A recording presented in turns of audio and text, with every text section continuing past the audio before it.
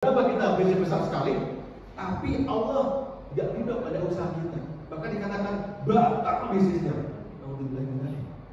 Kalau bisnisnya batal, ketika akadnya batal, maka akan melahirkan keharaman-keharaman yang lainnya. Beda. Yang namanya ketika ada hukum yang berhubungan dengan haram, nggak tobat, selesai. Tapi ketika akadnya batal, maka artinya apa? Akan menurunkan keharaman.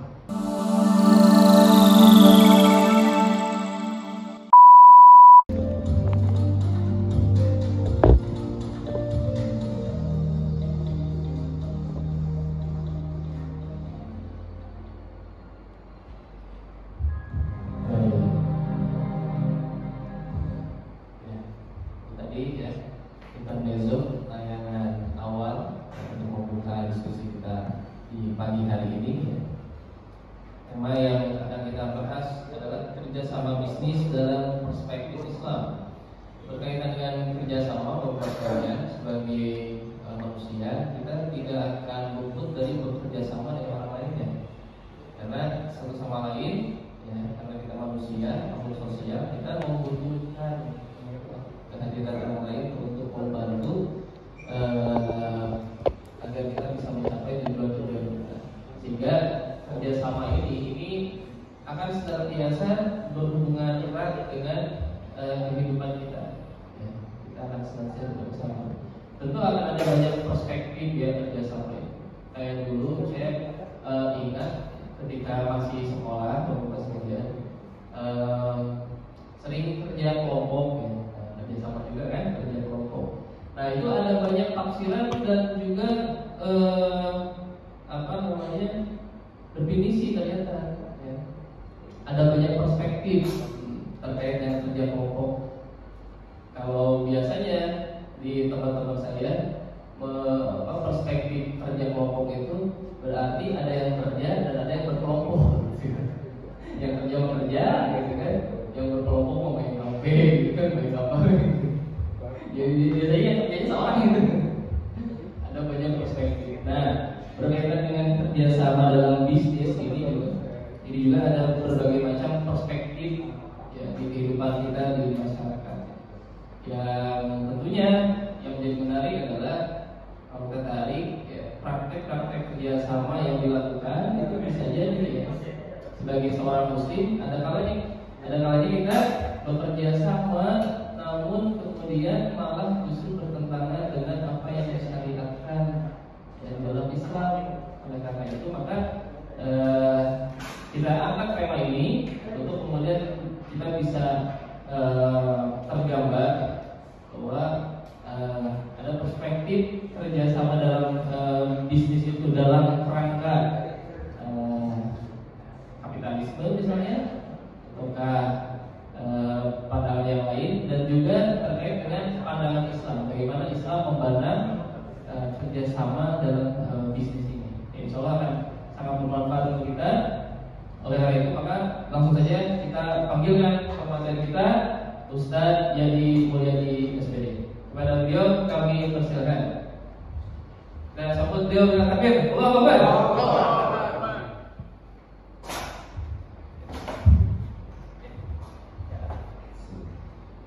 Bismillahirrahmanirrahim. Assalamualaikum warahmatullahi wabarakatuh. Waalaikumsalam warahmatullahi wabarakatuh. Alhamdulillahirabbil alamin. Alhamdulillahilladzi arsala rasulahu bil huda wa dinil haq liyudhhirahu 'ala dini wa kafa billahi shahidan. Asyhadu an la ilaha illallah wa asyhadu anna Muhammadar rasulullah. Baik, Bapak-bapak, para sakit dengan Allah Subhanahu wa taala. Alhamdulillah, segala puji bagi Allah Subhanahu wa taala bahwasanya di pagi hari ini menjelang siang kita semuanya dalam keadaan sehat walafiat. Mudah-mudahan kita semuanya yang ada di sini senantiasa diberkahi ilmu yang berkah oleh Allah Subhanahu wa taala. Berikutnya salawat dan salam semoga curahkan kepada baginda Muhammad sallallahu alaihi wasallam dan keluarganya, sahabatnya, tabi'in, tabi'ut tabi'in, dan juga kepada kaum muslimin yang insyaallah senantiasa istiqomah di jalannya. Mohon izin Bapak Ibu, Bapak semuanya pada saat ini tetap semangat. Apa kabar hari ini? Alhamdulillah. Ada yang baik, ada yang buruk. Apa kabar hari ini? Alhamdulillah. Alhamdulillah. Luar biasa. Amin. Allah. Kita sebagai orang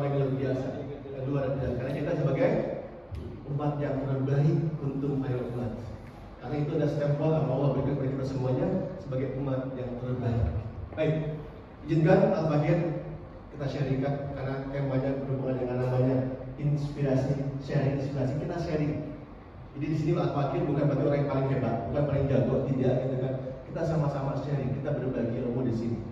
Bukan berarti paling jagoan, tidak juga gitu kan. Mungkin di sini Al-Fakir masih junior dibandingkan dengan para asal di sini ini seperti itu. Baik, kerja sama bisnis dalam konteks Islam di sini.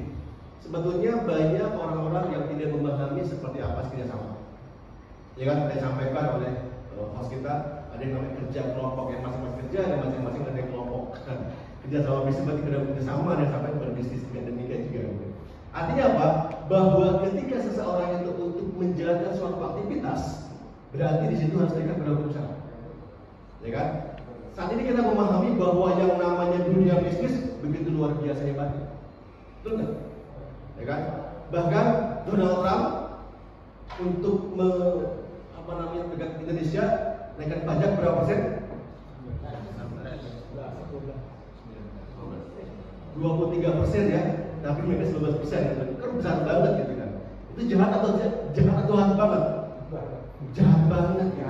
Nah, itu dia. Nah, saat ini kita sebagai kaum muslimin, apalagi kita semuanya senantiasa akan melakukan aktivitas bisnis. Orangnya semuanya ada semuanya pengusaha di sini yang berbisnis. 1, 2, 3 orang. Yang lainnya apa? Belum berbisnis. Insya Allah akan berbisnis kita ya. Amin. Yang namanya bisnis bukan berarti itu baru 1 juta, enggak masalah. Itu berarti bisnis, ya kan? Bagaimana dengan bisnis yang lainnya yang omsetnya mungkin miliaran, triliunan dan yang lain-lain seperti itu? Kita mulai dari hal-hal kecil, nggak masalah. Yang namanya bisnis tidak melihat nilai jumlah besar atau tidak. Yang penting adalah terikat pada hukum syara, ini yang paling utama. Buat apa kita bisnis besar sekali, tapi Allah tidak ridho pada usaha kita? Bahkan dikatakan batal bisnisnya. Kalau bisnisnya batal menurut hukum syara, kan? Ketika akadnya batal, maka akan melahirkan keharaman-keharaman yang lainnya. Beda. Yang namanya ketika ada hukum yang berhubungan dengan haram, nggak tobat, selesai. Tapi ketika akadnya batal, maka artinya apa? Akan menurunkan keharaman. Contoh, seorang perempuan menikah dengan seorang laki-laki, tapi akadnya batal. Kemudian diteruskan berumah tangga, bagaimana? Haram. Punya anaknya, menakahinya, berdua-duanya, semuanya haram. Kenapa? Karena akad utamanya batal. Tapi ketika seorang bapak udah sah resmi, katakanlah ada orang tiba-tiba berantem ataupun dia bermaksiat, mabuk atau judi, kemudian dia tobat, selesai. Kalau seorang suami istri yang dia akadnya batal, kemudian tobat kepada Allah, ya Allah, ampuni saya, ya Allah, diterima nggak? Halo, terima tidak?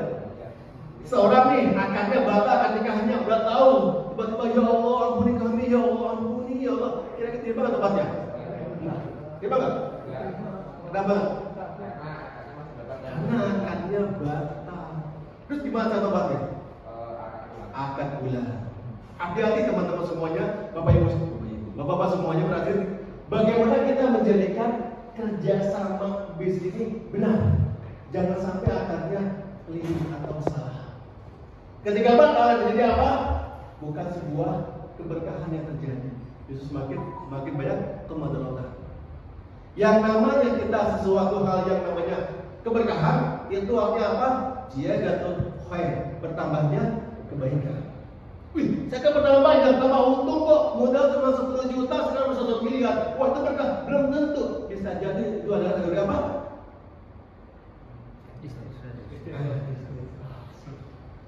Demikian juga hati-hati gitu teman-teman semuanya. Baik, kita mulai. Ini dia. Islam tidak hanya beragama atau agama ritual, tapi juga sistem kehidupan lengkap. Islam kita memahaminya ibadah, sholat, zakat, puasa, ibadah haji dan yang lainnya. Tidak hanya itu. Kalau kita bagi menjadi namanya ibadah mahdoh, ya kan? Ada yang berhubungan dengan hablum minallah, hablum minafsi dan hablum minanas. Kalau hablum minallah, puasa, zakat, haji, masya Allah, insya Allah tidak perlu dibahas lagi di sini. Anda paham semuanya, sering kita lakukan di sini. Ya kan? Kemudian yang namanya hablum minafsi, contohnya apa? Makanan, berpakaian, minuman. kita pilih mana yang haram, mana yang halal. Yang haram kita tinggalkan, yang halal kita ambil gitu kan. Berpakaian seperti apa? Jangan sampai kita berpakaian terbuka auratnya, atau kita berpakaian mengikuti orang-orang yang orang kafir yang lainnya seperti demikian. Kita paham semuanya. Dah, yang namanya hablum minanas itu yang kita pahami itu luar biasa banyaknya. Ada hukum politik, bagaimana dalam Islam, dalam kemudian hukum bernegara dalam Islam seperti apa. Nah, yang kita bahas, kita fokus khusus ekonomi Islam, fokus berbisnis Islam seperti apa. Ternyata Islam mengatur itu semuanya. Bahkan ketika Islam itu mengatur bagaimana cara berbisnis yang seperti apa dalam profesi Islam. Karena ini sebagai contoh tuntunan dari Rasulullah SAW, gitu kan. Bukan semaunya kita, bukan asal kita bisnis dan untung dia. Yang namanya bisnis itu bukan masalah untung dan rugi, tapi apa? Surga dan neraka. Buat apa kita berbisnis? Untung banyak, tapi ujung-ujung masuk neraka. Alhamdulillah. Kita ingin berbisnis tapi mendapatkan ziyadatul khair di mata Allah Subhanahu wa taala. Bukan di mata manusia, tapi mendapatkan keuntungan dan mendapatkan kebaikan di mata Allah Subhanahu wa taala. Itu yang kita targetkan. Siap? Siap. Alhamdulillah. Baik. Berikutnya, dalam bisnis Islam menekankan keadilan, kejujuran, dan saling menguntungkan. Jelas ya. Kemudian juga jenis bisnis merupakan praktik yang diperbolehkan dari dalam Islam. Jadi hukumnya jais, artinya boleh. Seperti apa? Yang kita bahas pada malam ini. Ini dia. Allah SWT berfirman, "Wa ta'awanu 'alal birri wat taqwa, wa la ta'awanu 'alal itsmi wal 'udwan." Tolong-tolonglah kamu dalam mengerjakan kebaikan dan takwa, dan jangan tolong-menolong dalam berbuat dosa dan permusuhan. Artinya apa? Jelas. Ketika kita berbisnis dengan orang, berarti itu kita lagi tolong-menolong hal kebaikan. Ada nggak ketika kita berbisnis tapi dalam hal keburukan? Ada nggak? Ada. Ya kan? Bisnisnya mungkin dalam bisnis job, mungkin kita mencuri, bagaimana kita korupsi, kan juga kerjasama. Kerjasama bagaimana kita bisa koruptor semaksimal mungkin, itu juga keburukan. Bagaimana kita akan berbisnis mendapat keuntungan, itu dia kita bahas. Nah, hadis Nabi sallallahu alaihi wasallam, rahimallahu rajulan samahan idza ba'a wa idza ishtara wa idza Allah merahmati seorang yang bersikap toleran saat menjual, membeli dan juga menagih. Sesuai Bukhari. Seperti apa sih betul-betul kerjasama bisnis dalam Islam? Ya. Yang namanya kerjasama dalam Islam itu biasa disebut dengan istilah syirkah. Ini, ya kan? Jadi bukan Islam tidak mengenal istilah yang namanya VT, CV, firma. Islam tidak membahas itu semuanya. Tapi apa ada? Syirkah. Maka syirkah inilah yang paling kita pahami, kita penting ketika dalam menjalankan sebuah usaha. Syirkah itu apa? Kerjasama. Kerjasama bisnis dalam itu namanya syirkah. Kita bahas sama-sama di sini. Ketika ada namanya syirkah, apa definisinya? Ini dia. Wa syirkatu hiya 'aqdun bainas itsnaini fa aktsaru yattaqilla fi al-qiyami bi 'amalil mali bi qasdil. Allah. Syirkah adalah suatu akad antara dua pihak atau lebih yang bersepakat untuk melakukan suatu usaha dengan tujuan memperoleh keuntungan. Jadi kalau kita bersyirkah tapi tidak berkeuntungan, ya buat apa syirkah? Jadi dia. Artinya apa? Bisa dua orang atau lebih, bisa 2, 3, 4, 5 dan yang lainnya, ya kan? Berarti untuk apa? Melakukan suatu usaha, melakukan suatu bisnis kalau bahasa keren gitu. Dengan apa? Dengan tujuan memperoleh keuntungan. Seperti apa keuntungannya? Dan juga ini dia. Hukum syirkah itu apa? Ini. Hukum syirkah hukumnya adalah jais, artinya boleh dalam Islam. Yang ini adalah dari as-sunnah ini dia. Nabi SAW mentakrir muamalah syirkah para sahabat, ya kan? Kemudian Nabi SAW bersabda, "Inna Allaha yaqulu ana salisun syarikaini ma lam yakun ahaduhuma sahibu. Fa idza kharajat min baini." Kan? Kata Allah SWT berfirman, "Aku adalah pihak ketiga." Ada salisun dari apa? Syarikaini, dari dua orang, dari dua pihak yang bersyirkah. Selama salah satunya tidak mengkhianati yang lainnya, malam yakun al-qurban sahibat. Jadi ketika kita bersyirkah, Allah adalah pihak ketiganya. Kalau ada salah satunya faidah hanahu farastu bin bainihima. Jika salah satunya ada yang berkhianat, aku keluar dari keduanya. Hadis riwayat Abu Daud, Al-Baihaqi dan Al-Qurtubi. Artinya ketika dalam bersyirkah, Allah adalah pihak ketiganya. Ketika salah satu ada yang berkhianat, maka maka Allah tinggalkan mereka semuanya. Artinya apa? Allah tidak ridho atas bisnis tersebut. Allah tidak ridho atas usaha tersebut, maka Allah keluar dari syirka tersebut. Nah ini dia. Ketika Allah ada di dalamnya, berarti apa? Insya Allah syirka tersebut akan menghasilkan pahala buat kita semuanya. Usahanya akan menghasilkan pahala selain dari keuntungan materi, tapi ada pahala si Allah Subhanahu wa Ta'ala. Oke, baik, berikutnya ada rukun-rukun syirka, ini harus terpenuhi juga. Kalau rukunnya tidak terpenuhi, berarti syirkanya batal. Akad kerjasama bisnisnya batal, berarti nggak ada. Apa aja? Ini. Yang pertama adalah al-aqidah. Apa itu aqidah ini? Adanya orang yang bersyirka, adanya orang yang berakad dalam bisnis tersebut. Ada nggak orangnya? Kok masa kita mau kerjasama tapi nggak ada orangnya, nggak ada orang kerjasamanya? Ini dia. Ya kan? Ada orang yang bersyirkahnya. Yang kedua apa? Mahalul akad, atau ada objek akadnya. Objek akadnya apa? Usahanya apa? Bisnisnya apa? Jelas. Ada objek akadnya. Yang penting kita cerita dulu aja. Apa? Nggak tahu, nggak bisa. Apa itu bisnisnya? Apakah malkah? Apakah pekerjaannya? Apakah badannya atau yang lainnya? Yang ketiga adalah syirka rukunnya adalah as-sighar. Adanya akadnya sendiri, adanya ucapan sendiri, adanya kita berakad dengan melakukan akad syirka sendiri. Berarti ada orangnya, ada objek akadnya, ada akadnya. Syaratnya apa? Ini dia. Untuk yang namanya akidah ini syaratnya kedua belah pihak memiliki ahliyah tasarruf. Artinya kecakapan melakukan tindakan hukum. Jadi paham terkait dengan hukum syirka. Jangan sampai dia nggak tahu syirka tapi nggak tahu maksudnya apa, tujuannya apa, bagaimana, ya kan? Kemudian dia nggak ngerti seperti apa syirka itu, bagaimana keuntungannya, bagaimana bagi hasil dan yang lain-lainnya. Kemudian saat hukumnya, saat agarnya adalah mencakup pekerjaan yaitu amal atau juga modal. Berarti apa? Ada pekerjaan yang dilakukannya atau ada modalnya atau ada keduanya. Berarti kalau pekerjaannya saja boleh, atau mal juga sama. Berarti ada objeknya. Ini ada pekerjaannya, ini ada modalnya, ini ada bisnisnya, ini modalnya dikerjakan. Bisa nggak kalau bisnis tanpa modal? Ada nggak? Ada nggak? Ada. Ada nggak? Ada. Tadi kita bahas. Ada ya? Baik, sigot. Untuk sigot, ini ada syaratnya juga. Apa syaratnya? Yang pertama harus muafik. Apa itu muafik? Harus sama-sama setuju. Sama-sama dia berkontribusi. Oke, saya sepakat. Nggak bisa tiba-tiba udah ada orangnya tapi saya nggak setuju bisnisnya. Apaan bisnis roti? Saya nggak mau. Bisnisnya apa? Bikin bisnis kendaraan, otomotif, demikian. Berarti sama-sama setuju. Wah, kok kenapa uang saya dipakai bisnis roti? Saya nggak suka roti, makanya saya bikin apa? Bisnis handphone, nah, demikian. Makanya harus muafik syaratnya itu. Berikutnya apa lagi? Harus satu majelis akad ketika berakad. Nggak bisa orang yang di mana nggak bisa. Satu mereka atau tepat. Berikutnya apa? Tidak boleh ada fasil. Maksudnya apa? Tidak boleh ada jeda. Ketika berakad, oke kita berangkat bisnis, oke kita berbisnis, tapi ketika kita bisnis yang namanya bisnis handphone, tiba-tiba besok diterimanya, nggak bisa. Harus langsung diterima satu juga. Sama seperti halnya akad nikah, langsung seketika juga diterima. Saya nikah dan putri saya berikutnya saya terima nikahnya langsung, nggak boleh. Aku dia besok saya jawab nggak bisa. Berikutnya apa lagi? Harus saling mendengar, terdengar jelas ketika berakad itu. Apa? Usaha apa? Nggak bisa.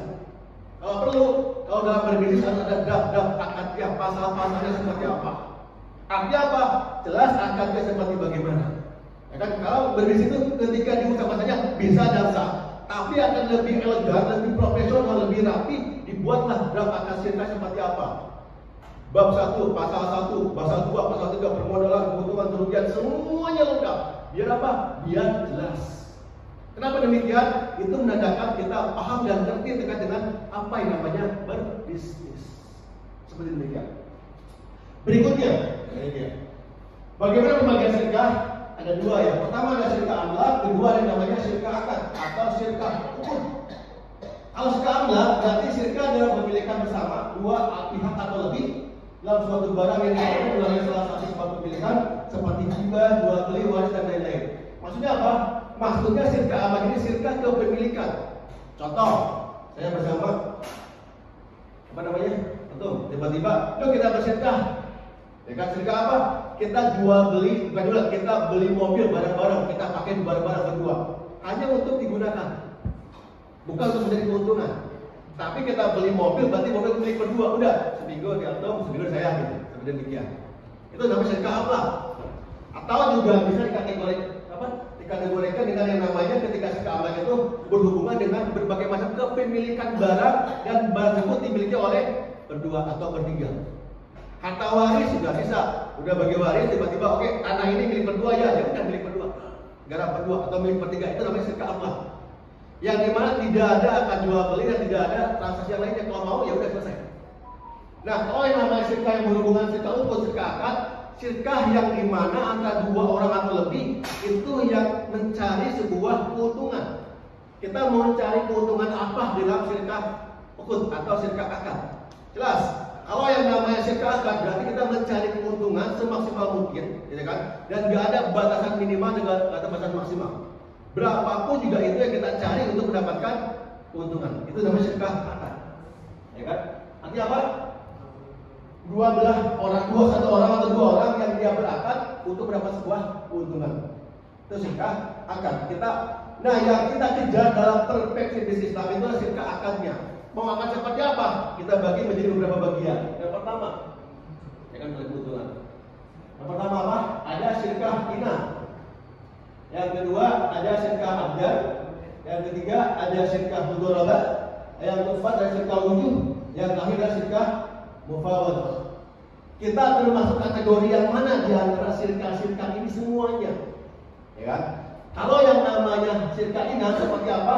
Syirkah yang di sini antara pengelola atau pengusaha, dua-duanya punya amal dan dua-duanya punya modal.